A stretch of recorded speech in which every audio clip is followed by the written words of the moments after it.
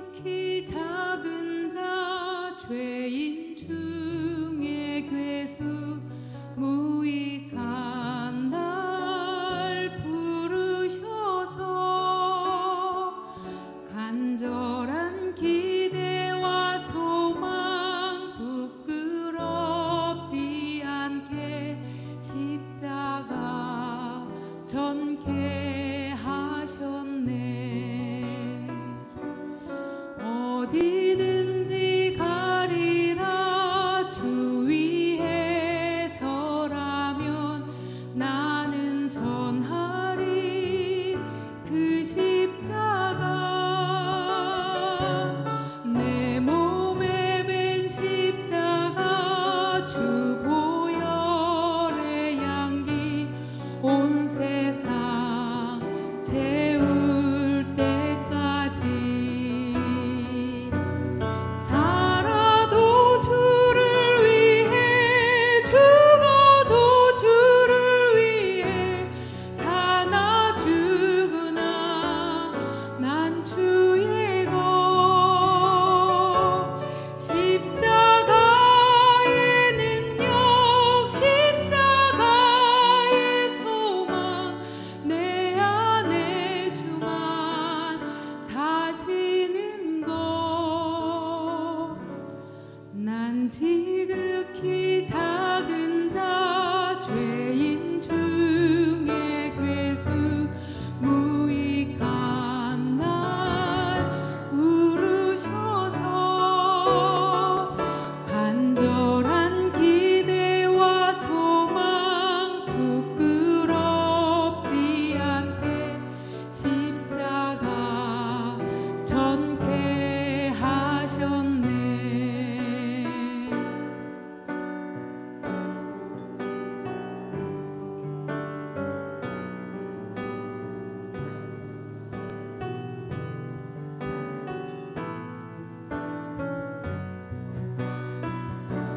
살아도 주를 위해 죽어도 주를 위해 사나 죽으나 난 주의 것.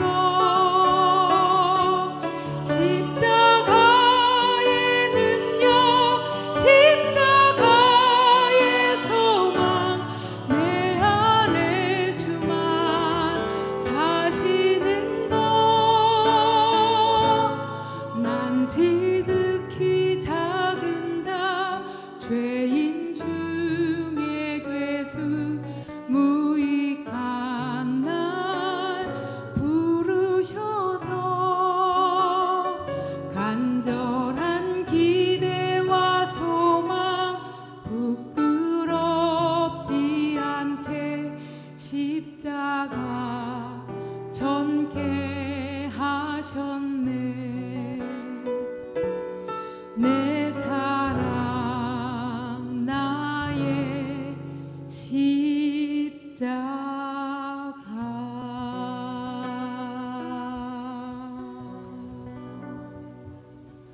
아멘. 하나님, 주님을 통하여 십자가로 우리가 구원받고 죄사함받고 하나님과 화목되고, 그래서 이제 내 삶의 주인으로 내 안에 들어오신 주님을 바라볼 때 우리가 다시 한번 주님의 그 십자가를 바라봅니다. 이 시간도 말씀을 들을 때 십자가의 의미를 깨달을 수 있도록 성령께서 우리 모두에게 성령의 깨달은 지혜를 허락해 주셔서 이 시간 그 십자가의 놀라운 의미를 다시 한번 깨닫고 우리의 삶이 완전히 변화되고 우리의 믿음이 완전히 바뀌는 놀라운 이 시간이 되게 은혜 베풀어 주옵소서. 예수님의 이름으로 간절히 기도드리옵나이다. 아멘. 오늘 제목은 십자가 복음의 핵심입니다. 1 해놨기 때문에 저 1이 언제까지 갈지는 모르겠습니다. 대략적으로 6개월을 보고 있습니다. 그래서 여러분 앞으로 6개월 동안 십자가 복음의 핵심만 할 수 있을 것입니다. 그만큼 우리는 그동안에 주님께서 내 삶의 주인으로 내 안에 오셔서 나와 함께 한 몸을 이루었다는 부분을 수없이 강조했습니다. 그런데 우리가 돌아보면은 가장 먼저는 뭐죠? 십자가 즉 십자가가 없으면은 십자가로 인해서 내 죄 사함 받고 하나님과 내가 화목하고 내가 구원받지 않았다라면은 부활도 의미가 없고 주님이 나와 하나 되는 것도 있을 수 없는 것입니다. 그래서 우리는 다시 한번 왜 이 십자가 복음이 신약 성경의 핵심인가에 대해서 우리가 한번 나누고, 저는 감히 단언컨대 여러분이 십자가 복음의 핵심을 제대로 깨닫기만 한다면은 지금 여러분이 안고 있는 모든 문제가 다 해결됩니다. 이건 제가 본 강사로서 여러분 앞에 그렇게 하는 개념이 아니라 우리는 그럴 수밖에 없게 되어 있습니다. 그래서 오늘 제목은 첫 시간은 그래서 조금 나열하는 부분이 있을 것입니다만은 어쨌든 오늘 제목은 십자가 복음의 핵심이라고 정했습니다. 세상의 소망은 오직 예수 그리스도 안에서만 이루어질 수 있는 것입니다. 단순한 한 인간의 죽음은 대부분 절망을 불러일으키지만 예수님의 죽음은 수없는 생명을 탄생시켰습니다. 그 이유가 무엇일까요? 왜 예수님의 생명은, 많은 사람들의 죽음은 대부분 절망을 불러일으키지만 왜 예수님의 죽음은 수많은 생명을 탄생시켰을까요? 라고 한다면 그 하나는 바로 십자가입니다. 그 이유는 단 하나, 십자가예요. 우리의 삶 속에서 일어나는 그래서 모든 문제와 십자가는 관련이 되어 있기 때문에 그렇습니다. 그래서 제가 아까 뭐라고 그랬습니까? 여러분이 십자가 복음을 제대로 깨닫기만 한다면 현재 여러분이 안고 있는 모든 문제가 다 십자가와 연결되어 있는 것이에요. 주님은 철저하게, 제가 요즘 성경을 보면서 느끼는 게 모든 것을 다 십자가와 묶어놨어요.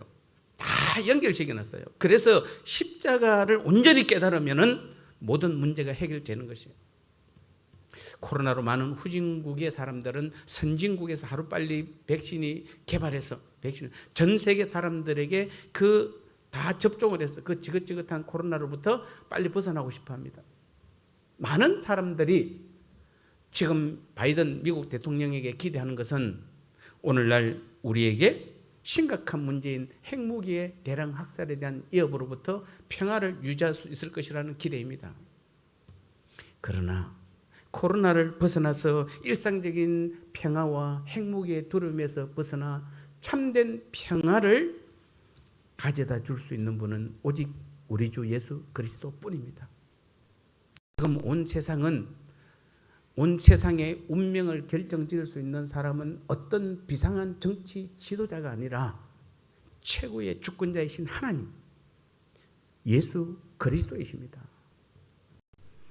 지금 바울은 오늘 갈라디아서 6장 14절이잖아요. 끝부분입니다. 갈라디아서 교인들을 보낸 서신을 마무리 짓고 있는 중입니다. 이 갈라디아 교회는 바울이 직접 전도하고 가르쳐서 그리스도인이 된 성도들입니다. 그런데 어떤 다른 선생들, 거짓 목회자들이 그들 가운데 돌아다니며 그들을 혼란한 상태에 빠뜨리고 있습니다. 그들은 뭐라고 말하냐면은 여러분이 복음을 믿는 데는 의의가 없습니다. 그러나 여러분이 전적으로 성숙한 신앙인이 되기를 원하고 진실로 하나님의 축복받기를 원한다면 할례도 받아야 하고 율법도 지켜야 합니다라고 가르치는 것입니다. 바울은 이 문제를 다루기에 갈라디아 교인들과 또 이들을 통하여 오늘날 모든 성도들에게 그리스도인의 신앙에 대한 참 진리가 무엇이며 원리들이 무엇인지를 분명하게 가르쳐주고 있는 것입니다. 그 첫 번째가 바로 이 세상에서의 우리의 신앙의 삶이 영원한 천국, 영원한 하나님 나라에 미치는 그 정도가 너무도 크고 중대한 문제라는 것입니다. 여러분 인정하십니까? 지금 현재 우리가 믿음의 신앙의 삶을 살고 있는 이 삶이 영원한 천국, 영원한 하나님 나라와 연관시켜 보면은 지금 우리의 삶이 엄청나게 중대한 삶을 살고 있는 것이에요. 이 문제는 우리가 지금 하나하나 풀어갈 것입니다. 그냥 주일날 교회 나와서 예배 드리고 그냥 한 주일간 우리 마음대로 사는 것이 그게 신앙의 삶이 아니라는 것입니다. 참 인생의 길이란 이 세상에서 우리가 아는 그 정도의 삶이 아닙니다. 우리가 여러분 삶을 얼마나 잘 아세요? 여러분 인생을 얼마나 잘 아세요? 우리가 감히 하나님 앞에, 우리가 주님 앞에 내가 사는 인생이 옳다라고 여러분이 과연 말할 수 있습니까? 그 정도 장담할 수 있습니까? 우리가 알고 있는 그 삶과 하나님께서 계획하신 삶의 차이는 너무도 큰 것입니다. 근데 우리가 지금 내 삶을 가지고 하나님 앞에 이게 아니고 저게 아니고 그렇게 말할 수 있느냐 이 말입니다. 참다운 인생은 순간적인 쾌락에 따라 가볍게 즐기면서 넘어갈 수 있는 것이 아닙니다. 인생은 결코 그렇지 않습니다. 이것은 굉장히 심각한 문제입니다. 왜냐하면 갈라디아서 앞부분 6장 7절 8절에서 보면은 스스로 속이지 말라. 하나님은 업신여김을 받지 아니하시나니 사람이 무엇으로 심든지 그대로 거두리라. 자기 육체를 위하여 심는 자는 자기 육체로부터 썩어질 것을 거두고 성령을 위하여 심는 자는 성령으로부터 영생을 거두리라고 분명히 말씀하셨기 때문입니다.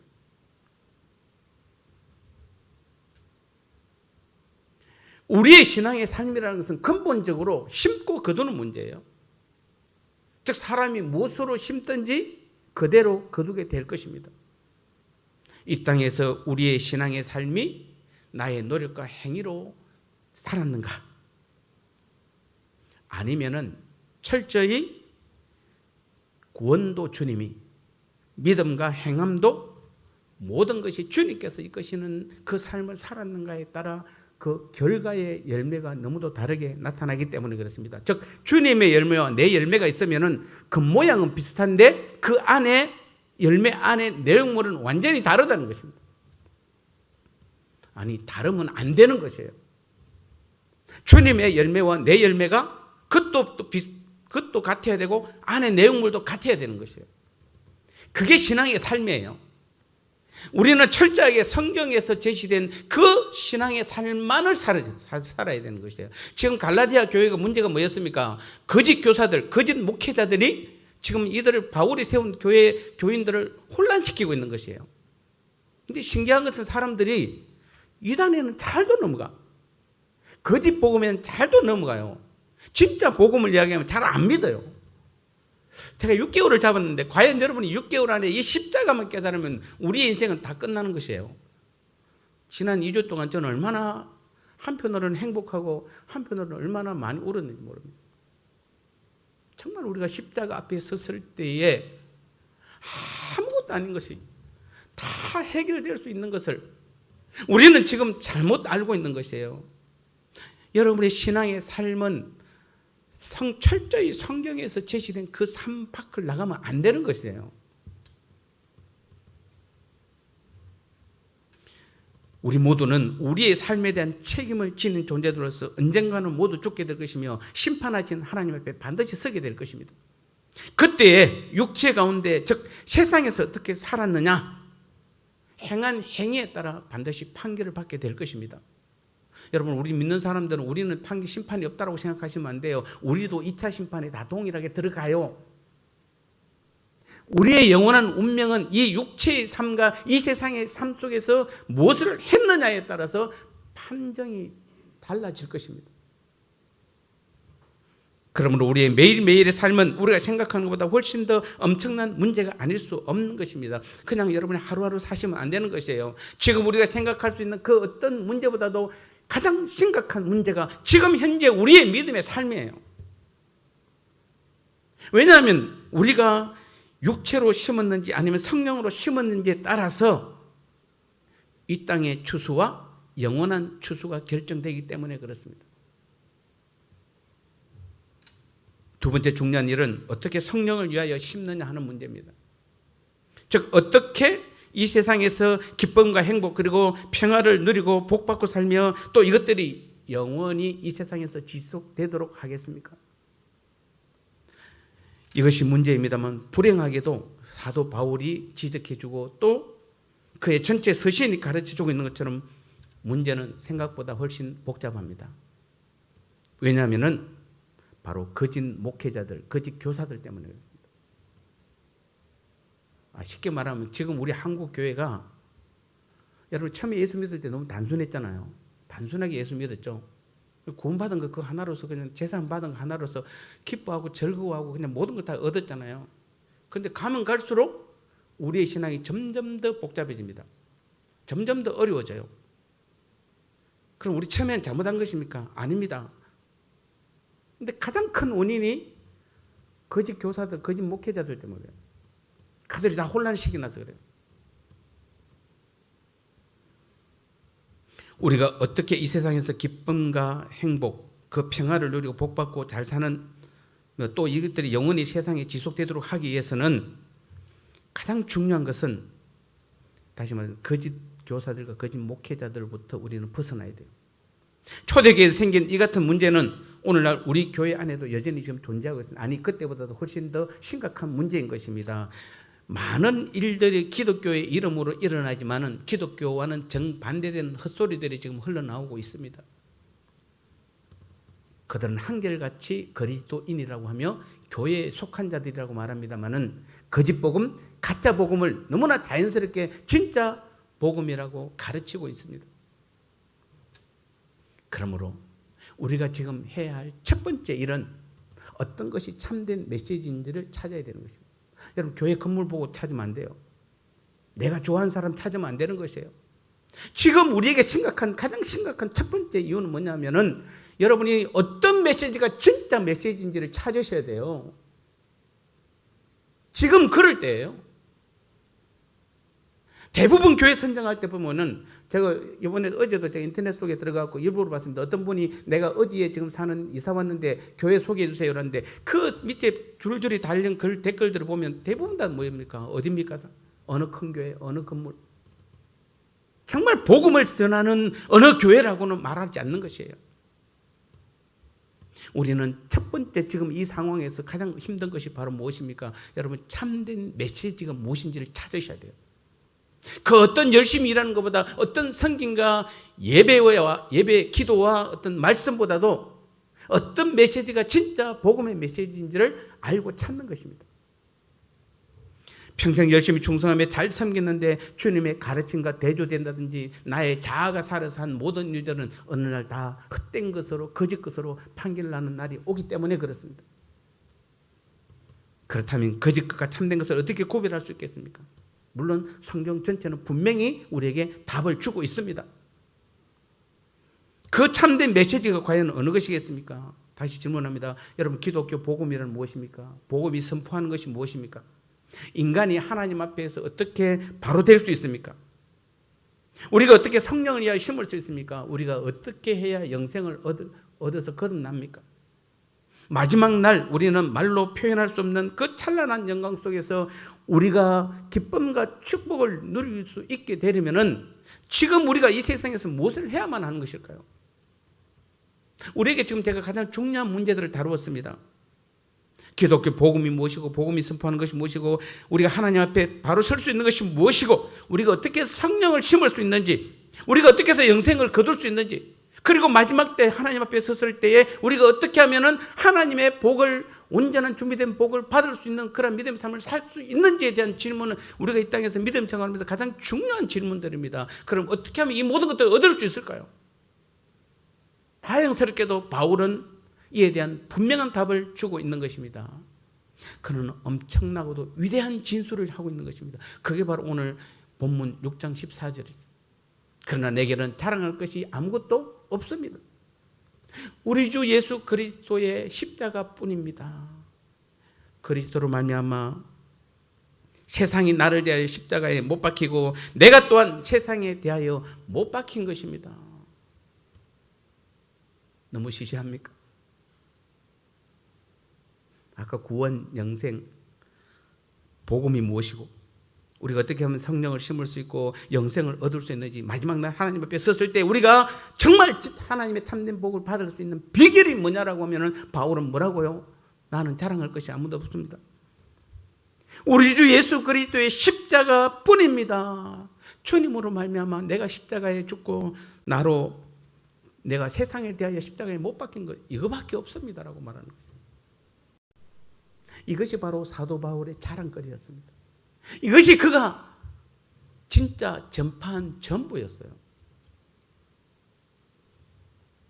저 역시 오늘도 하나님의 은혜로 말미암아 여러분에게 지금 설교하고 있는 것입니다. 그래서 저는 한결같이 오직 십자가 복음, 부활 복음, 하나님 나라 즉 천국 복음만을 외치고 있는 것입니다. 왜냐하면 그게 성경이 다거든요. 그 중에서도 가장 귀하고 첫 번째가 무엇일까요?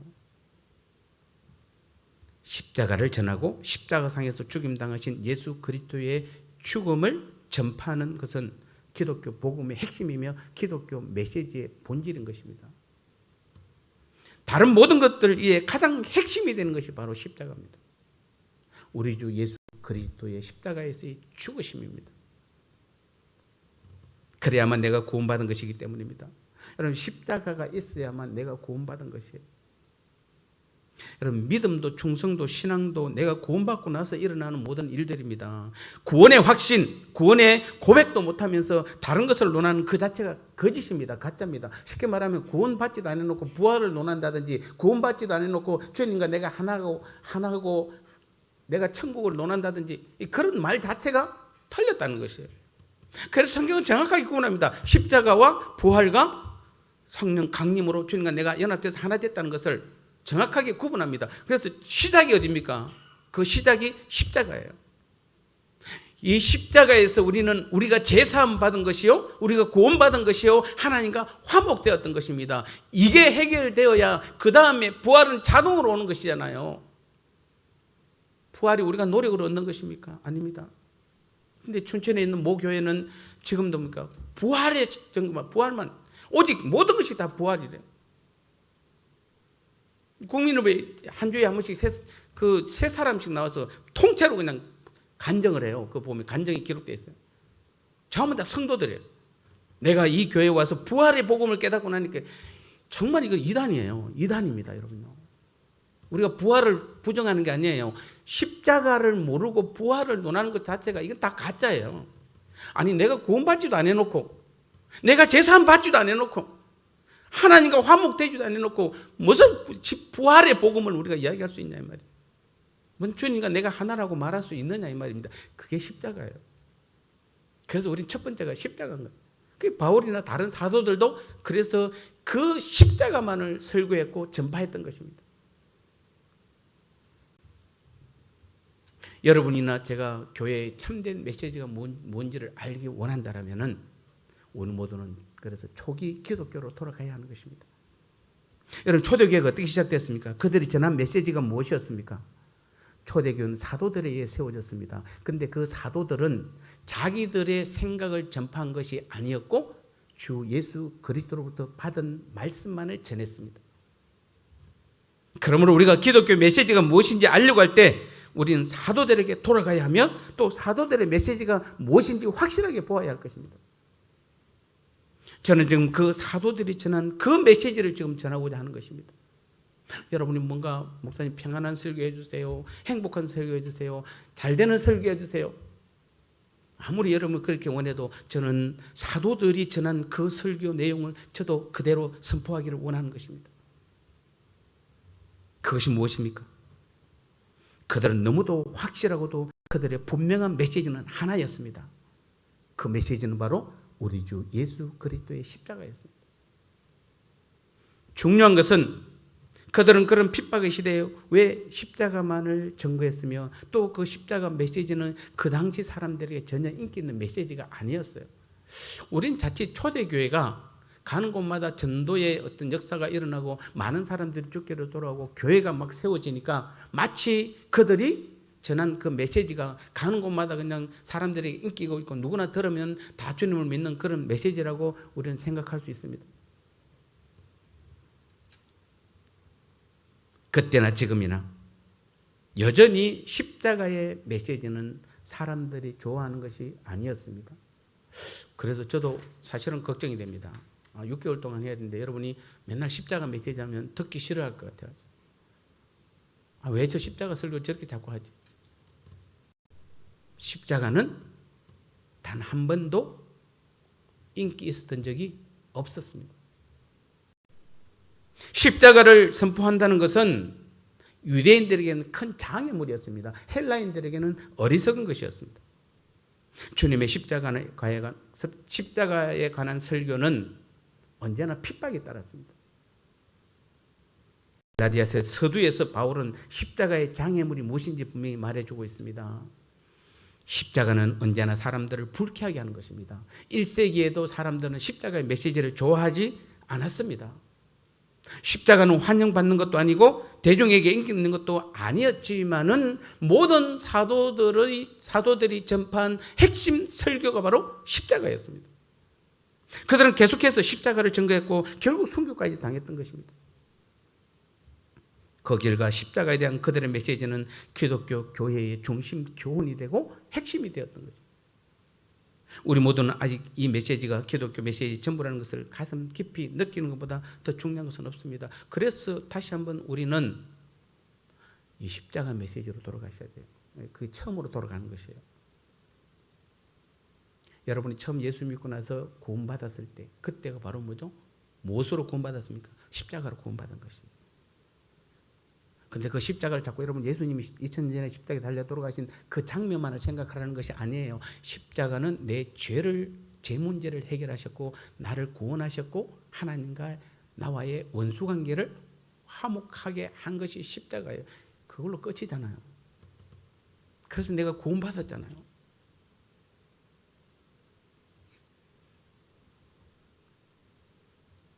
그래서 오늘 이 점을 강조하기에 저는 오늘부터 먼저 부정적인 측면부터 한번 설명을 하도록 하겠습니다. 여러분, 복음의 메시지가 무엇입니까? 교회가 증거하는 것이 무엇입니까? 많은 사람들은 이에 대해서 좀 잘못 이해하고 있습니다. 그들은 복음의 본질이 주님의 가르침이라는 것입니다. 여러분 혹시 혼란이 올지 모르겠습니다. 그러나 복음의 본질은 주님께서 교훈하신 말씀이라고 주님은 가르치지 않았습니다.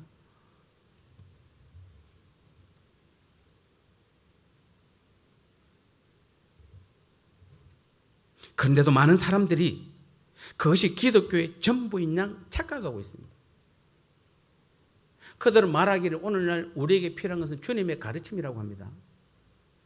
그리고 예수님은 모든 세대를 통해서 태어난 인물 중에 가장 훌륭한 종교적 천재이며 철학자로보다도 훨씬 뛰어난 분으로 평가합니다.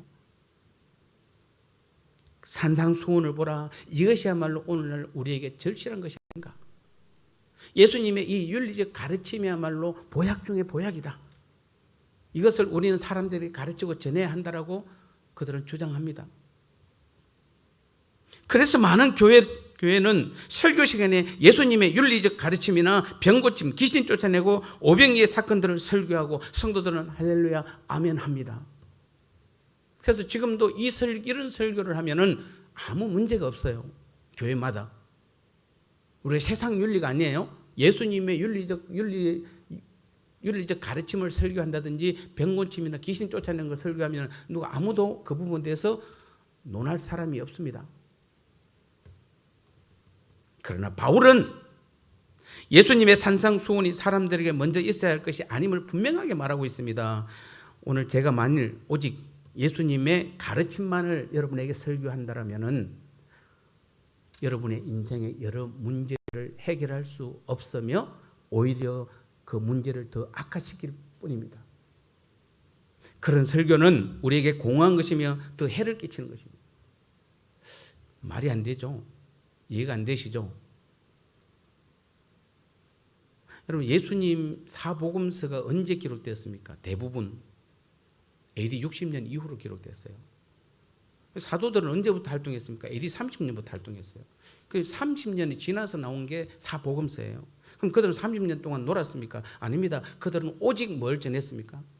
주님의 십자가와 그 죽으심만을 증거했던 것이에요. 왜냐하면 그것이 우선이기 때문에. 왜 그러면 예수님의 가르침을 우리는 그것을 먼저 설교하면 안 됩니까? 왜 예수님의 가르침만 설교하면 우리에게 많은 문제점만 나타납니까? 왜 문제가 해결 안 됩니까? 라고 한다면 바로 예수님처럼 예수님 말씀대로 그대로 살 수 있는 사람은 아무도 없기 때문에 그렇습니다. 우리는 예수님처럼 살기에 최선의 노력을 하는 것이 아니라 우리는 십자가로 구원받고 제사함 받으면 예수님이 내 안에 오셔서 나와 함께 한 몸을 이룰 때에 자연스럽게 예수님처럼 거룩하게 그 삶을 살게 되어 있는 것이에요. 그래서 서신서 어디를 봐도 사도들은 예수님의 산상수훈에 대해 설교하지 않았습니다. 아니 그것뿐만 아니에요. 여러분 보십시오. 사복음서를 잔뜩 다 읽고 나서 여러분 서신서로 넘어오면은 그 사복음서 예수님의 가르침이 거의 나오지 않습니다. 사복음서에는. 이상하지 않습니까? 아니 사도들이 세상에 제일 비겁하고 제일 역적들이 누굽니까? 예수님의 사도들이야. 3년 반 동안 동고동락하면서 그렇게 가르쳤는데 그들이 예수님이 부활하시고 나니까 그들이 전한 설교는 그들이 전파한 그 내용은 예수님의 가르침은 거의 없어요. 전부 다 뭘 전파했죠? 십자가예요. 주님이 우리를 위해서 죽으셨다는 것이에요. 그리고 다시 살아났다는 것이에요. 그리고 하나님 나라에 대해서만 그들은 전파했을 뿐이에요. 신기하지 않습니까? 우리 같으면 예수님의 가르침만 선포하면 될 텐데, 전파하고 가르치면 될 텐데, 그거는 서신서 보세요. 나옵니까? 거의 안 나오지 않습니까? 바울은 내게는 우리 주 예수 그리스도의 윤리적 가르침에 결코 자랑할 것이 없다라고 했거나 또는 내게는 예수 그리스도의 산상수훈 외에는 결코 자랑할 것이 없으니라고 말하지 않았습니다. 이것들도 예수 그리스도의 가르침, 이런 것들은 예수 그리스도의 가르침도 모범도 아닌 것입니다. 그런데 이런 것들이 지금도 여전히 자주 강단에서 선포되고 있는 것입니다. 여러분 기독교의 메시지가 무엇입니까? 라고 사람들은 질문합니다. 그리고 예수님을 닮는 것이라고 말하면서 복음서들을 읽어보라고 이렇게 말합니다. 그리고 예수님의 생애를 살펴보라고 말합니다. 예수님이 사신 것처럼 우리도 예수님을 본받아 살자고 강조합니다. 그러니 우리 인생에서 문제만 더 많아지고 더 복잡해지고 해결될 방법을 알 수 없는 것입니다. 다시 한번 강조합니다만 그런 것들은 복음도 아니며 기독교 메시지의 핵심이 결코 아닌 것입니다. 그 교훈들이 기독교 속에 포함되어 있는 것은 사실이지만 처음부터 전해야 할 것은 아니라는 것이에요. 사도들이 맨 처음 설교한 것은 그런 것들이 아닙니다. 우리 주님의 가르침도 맨 처음부터 이것들을 전가한 것이 아니에요. 사도들이 전가한 것은 바로 십자가상에서의 주님의 죽으심이며 그 사건의 의미였습니다. 주님도 끊임없이 제자들에게 자신의 죽음을 말하며 그 죽음을 통해서만 모든 사람들이 구원을 받을 수 있음을 전하고 가르치고 있는 것이에요. 이것은 하나의 선언입니다. 사도들과 그들의 사도적 권위로 말미암아 쓰여진 신약 성경을 통해서 우리는 그 귀한 진리를 발견할 수 있는 것입니다. 여러분 신약 성경을 읽고 난 후에 무엇을 발견하셨습니까? 우리 주님의 가르침 한가운데 바로 서 있는 십자가인 것입니다. 신약 성경을 여러분 정말 똑바로 알려고 하면은 이거 읽고 나니까 주님의 십자가만 보여야 돼요. 우리가 주님의 부활로 다시 살아나서 영원한 생명을 얻은 것이 얼마나 귀한 보석이며 성령 강림으로 내 안에 오신 주님과 하나가 되고 한 몸을 이룬 것이 얼마나 놀라운 사건인지 모릅니다. 하지만 주님이 나를 대신해서 십자가에 죽지 않아서 내가 제사함 받지 못하고 그래서 구원받지 못하면 다시 사는 것이 무슨 소용이 있으며 더더욱 주님은 제 가운데 있는 내 안에 들어올 수도 또 나와 하나 될 수도 없는 것입니다. 주님의 가르침이 아무 의미가 없는 것이에요. 내가 지금 제사도 안 받았고 하나님과 지금 화목하지도 않았는데 내가 구원받지도 않았는데 주님의 말씀이 내게 무슨 소용이 있는 것입니까? 그 말을 하는 것이에요. 지금 바울은.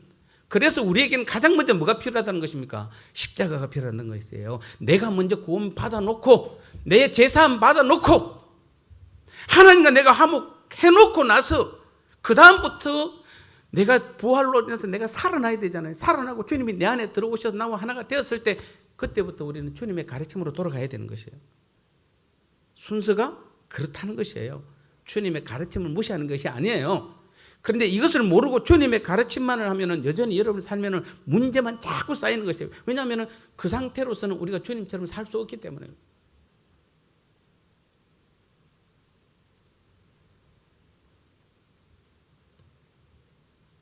그래서 이것이 바로 기독교 복음의 가장 큰 핵심이요. 이것이 바로 십자가 복음인 것입니다. 우리는 지금 먼저 나의 구원으로 다시 나가야 됩니다. 내 구원 문제부터 해결하셔야 합니다.